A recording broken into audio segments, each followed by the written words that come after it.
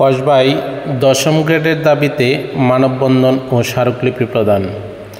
আজ 2 অক্টোবর কসবা উপজেলা পরিষদ চত্বরে সরকারি প্রাথমিক বিদ্যালয়ের সহকারী শিক্ষকদের দশম গ্রেডের দাবিতে মানববন্ধন ও স্মারকলিপি প্রদান করা হয়। সরকারি প্রাথমিক বিদ্যালয়ের সমন্বয় পরিষদের সমন্বয়ক মোহাম্মদ সাইদুর রহমান খানের সভাপতিত্বে ও ফারুকুল ইসলাম মুন্সির সঞ্চালনায় বক্তব্য রাখেন মোহাম্মদ হারুনুর রশিদ ভূঁইয়া, মোহাম্মদ আল মামুন, সাইফুল ইসলাম, মোহাম্মদ রুহুল আমিন, আলী আক্কাস চৌধুরী, তানিয়া আক্তার ও নজরুল ইসলাম। প্রধান শিক্ষকদের মধ্যে একাত্মতা প্রকাশ করে বক্তব্য রাখেন ফারুক আহমেদ ভূঁইয়া, আবুল হাসনাত, আসাদুজ্জামান ফুলমিয়া ও গোলাম রব্বানী। বাস্তবায়ন সমন্বয় পরিষদের সকল সদস্যবৃন্দ, উপস্থিত বিভিন্ন বিদ্যালয় থেকে আগত আমার পরম শ্রদ্ধেয় প্রধান শিক্ষকবৃন্দ, উপস্থিত সহকারী শিক্ষকবৃন্দ, উপস্থিত প্রিন্ট ও ইলেকট্রনিক্স মিডিয়ার সাংবাদিক বন্ধুরা এবং আজকে যারা আমার এই বক্তব্য শুনছেন, সবার প্রতি আমার সালাম, আসসালামু আলাইকুম। আপনারা জানেন আমরা দীর্ঘদিন ধরে সরকারি প্রাথমিক বিদ্যালয়ের শিক্ষকগণ অবহেলিত এবং আর্থিকভাবে বঞ্চিত। আমাদের সারা বাংলাদেশেই নেই। আজকে আমাদের এই মানববন্ধন এবং স্মারকলিপি প্রদান অনুষ্ঠান, এটা কেন্দ্রীয় কর্মসূচির অংশ। আমরা দশম গ্রেড বাস্তবায়ন, কেন আমরা দশম গ্রেডের জন্য আমরা আন্দোলন করছি, আপনারা জেনে অবাক হবেন যে আমাদের যে সরকারি বিভিন্ন দপ্তরের ড্রাইভার বন্ধুরা আছে, তাদেরও কিন্তু তাদের শিক্ষাগত যোগ্যতা 8ম শ্রেণী, তাদের গ্রেড হচ্ছে 11তম 12তম।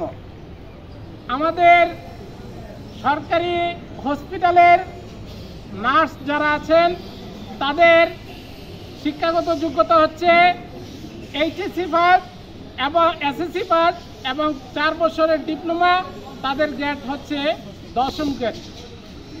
এবং বিভিন্ন দপ্তরের প্রশাসনিক কর্মকর্তা যাদের শিক্ষাগত যোগ্যতা স্নাতক, তাদের হচ্ছে 10ম গ্রেড। কিন্তু আমরা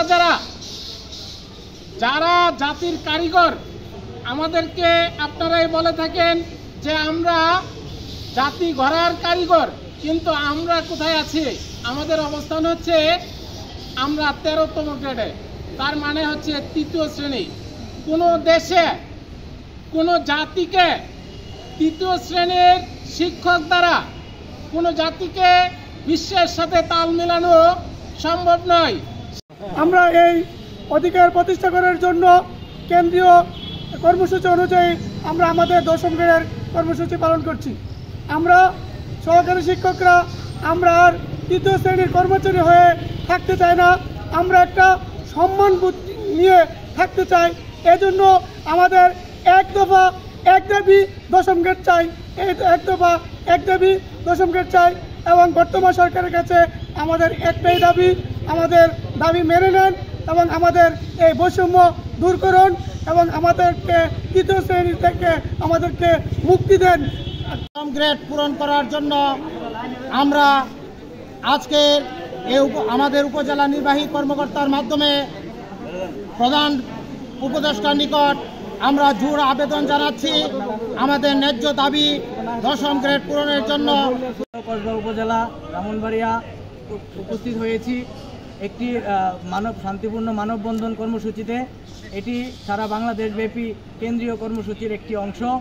আপনারা সবাই অবগত আছেন যে আমরা সহকারী শিক্ষক, প্রাথমিক বিদ্যালয়ের সহকারী শিক্ষকবৃন্দ একটি 3য় শ্রেণীর কর্মচারী হিসাবে চাকরি করতেছি।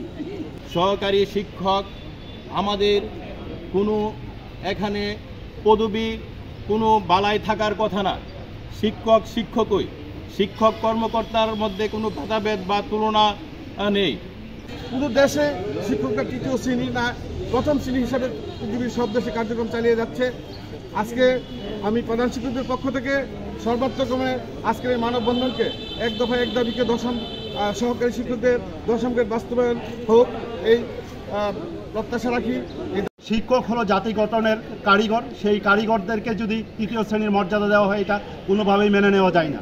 এই অপমানজনক পদ থেকে যাতে দশম গ্রেড দিয়ে তাদেরকে দ্বিতীয় শ্রেণীর মর্যাদা দেওয়া হয় সেই দাবি জানাচ্ছি। আমি জোর দাবি জানাচ্ছি মাননীয় প্রধান উপদেষ্টা এবং আমাদের প্রাথমিক গণশিক্ষা দায়িত্বে যে উপদেষ্টা আছে তাদের কাছে, যাতে সহকারী শিক্ষকদেরকে এই দশম গ্রেড বাস্তবায়ন অতি দ্রুততার সাথে এটা শেষ করেন এবং তাদের সমস্ত দাবির সাথে আমরা প্রধান শিক্ষকরা একাত্মতা ঘোষণা করছি। এই বলে আমি সকলকে ধন্যবাদ জানাই আমার বক্তব্য শেষ করছি। আপনারা নিশ্চয়ই অবগত আছেন যে আমাদের এই উপজেলাতে যারা কৃষি কর্মকর্তা আছে, সহকারী কৃষি কর্মকর্তা, তারা কিন্তু এসএসসি পাস করে 3 বছরের একটা ডিপ্লোমা কোর্স করে তারা আজকে দশম গ্রেড পাচ্ছে। পাশাপাশি ইউনিয়ন পরিষদের সচিবরা তারাও দশম গ্রেডের আওতাভুক্ত হচ্ছে। কিন্তু আমাদের প্রাথমিক বিদ্যালয়ের শিক্ষকদের যোগ্যতা অনার্স মাস্টার্স, কিন্তু তারা পাচ্ছে তৃতীয় শ্রেণী পদমর্যাদা। এটা অত্যন্ত একটা বৈষম্য। এই বৈষম্য আমরা মেনে নিতে পারি না। আমরা উপস্থিত হয়েছি, এর জন্য আমি প্রধান সমন্বয়কে আমি ধন্যবাদ জ্ঞাপন করছি। আমি অচিরেই অতি দ্রুত যাতে সরকার এই পদক্ষেপকে বাস্তবায়ন করে এই আশাবাদ ব্যক্ত করে আমার বক্তব্য শেষ। ধন্যবাদ সবাইকে। আসসালামু আলাইকুম।